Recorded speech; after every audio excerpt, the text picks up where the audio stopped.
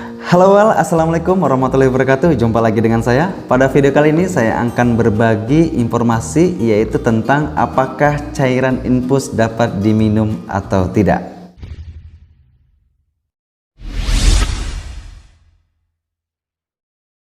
Oke, sebelum saya menjawab apakah cairan infus ini dapat diminum atau tidak, terlebih dahulu saya akan menjelaskan tentang infus dan cairan infus.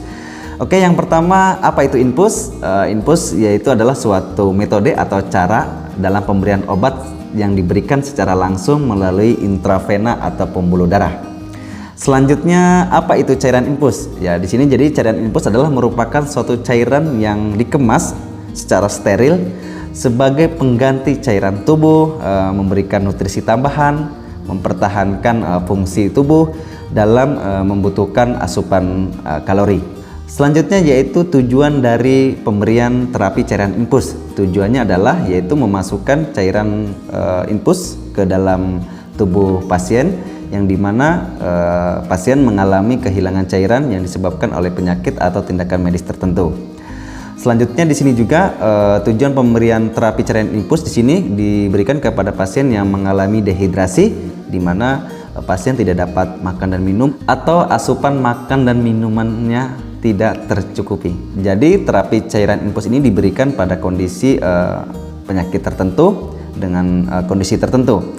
Dan kondisi umum yang biasa digunakan untuk pemberian terapi cairan infus di sini contohnya seperti gangguan pencernaan, seperti shock, serangan jantung, stroke, dan misalnya gangguan fungsi organ seperti gagal hati, gagal ginjal, dan seperti infeksi berat atau sepsis, dan gangguan kesadaran atau koma. Selanjutnya ke macam dan jenis cairan infus. Secara osmolaritasnya di sini cairan infus dibagi menjadi 3. Yang pertama yaitu ada hipotonik, yang kedua ada hipertonik, dan yang ketiga ada isotonik. Yang pertama, apa itu hipotonik? Dari kata hipo berarti artinya lebih rendah.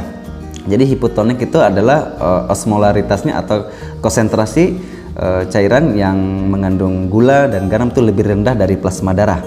Selanjutnya ada hipertonik. Hipertonik itu adalah kata hiper berarti lebih tinggi, di mana osmolaritasnya atau konsentrasi cairan gula dan garamnya itu lebih tinggi dari plasma darah. Selanjutnya yang nomor 3 ada cairan isotonik, di mana konsentrasinya itu sama seperti plasma darah. Jadi isotonik itu sama atau mirip dengan plasma darah. Selanjutnya yaitu cairan infus atau cairan intravena. Di sini diklasifikasikan yaitu ada cairan kristaloid dan cairan koloid.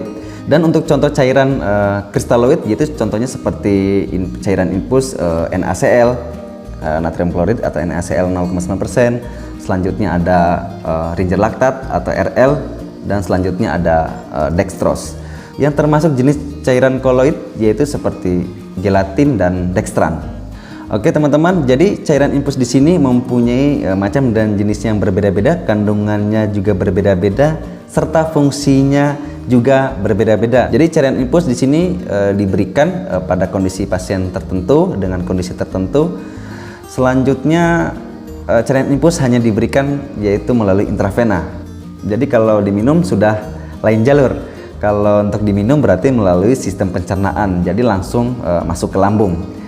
Jadi kalau masuk ke lambung, apa yang terjadi? Apakah bahaya atau tidak ketika minum cairan infus? Dan dampaknya mungkin salah satunya seperti akan mengakibatkan mual, muntah, atau dapat menyebabkan masalah kesehatan. Jadi kesimpulannya, apakah cairan infus ini dapat diminum atau tidak? Jadi jawabannya yaitu tidak boleh atau tidak dianjurkan cairan infus untuk diminum. Jadi cairan infus ini hanya diberikan yaitu melalui selang infus atau diberikan secara langsung melalui pembuluh darah atau intravena. Jadi bukan untuk diminum. Ya mungkin demikianlah teman-teman sedikit informasi tentang apakah cairan infus dapat diminum atau tidak. Semoga informasi ini dapat membantu dan bermanfaat. Saya akhiri, wassalamualaikum warahmatullahi wabarakatuh. Jaya.